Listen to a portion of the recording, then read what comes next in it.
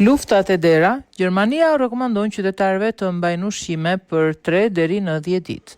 Zyra Federale e Mbrojtjes Civile dhe Ndihmës ndaj fatkeqësive paralajmëroi në raportin e saj më të fundit se lufta nuk duket më aq e pamundur sa disa vite më parë, duke rekomanduar ruajtjen e rezervave ushqimore për një periudhë prej 3 deri në 10 ditë. Për herë të parë, pas 35 vitesh, Zyra Federale e Mbrojtjes Civile dhe Ndihmës ndaj fatkeqësive BBK po paralajmëron për mundësinë e luftës. Agjencia thekson se Gjermania mbetet një nga vendet më të sigurta, por ka publikuar një udhëzues të ri me këshilla për përgatitje në rast krize.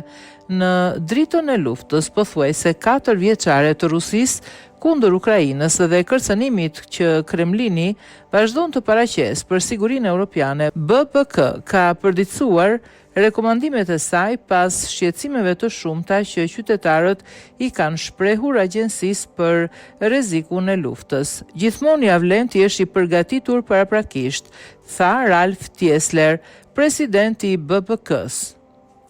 Udhëzuesi i ri me titull Përgatitja për kriza dhe fatkeqësi përfshin këshilla mbi mënyrën se si të identifikohen dezinformimet dhe ku të kërkohet strehim gjatë shpërthimeve apo sulmeve të tjera në zonat urbane. Gjithashtu trajton mënyra për të përballur frikën dhe ankthin në situata ekstreme, nga fatkeqësitë natyrore deri tek lufta, që nga botimi i parë në vitin 1990, skenarët ushtarak nuk ishin përfshirë në këto broshura. Deri tani fokusi ka qenë kryesisht tek fatkeqësitë natyrore dhe dështimet teknike, si rasti i fundit në prill në Spanjë dhe Portugali, ku një defekt në rrjetin elektrik la miliona njerëz në gadishullin iberik pa energji. Tashmë për herë të parë përmenden edhe kërcënime hibride, si sulmet kibernetike ndaj infrastrukturave kritike, strategjitë e dezinformimit, sabotazhi dhe lufta.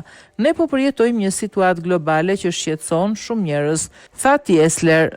Në udhëzimin ton të ri, duam të ofrojmë mbështetje dhe orientim atje ku njerëzit janë të pasigurt ose kërkojnë informacion.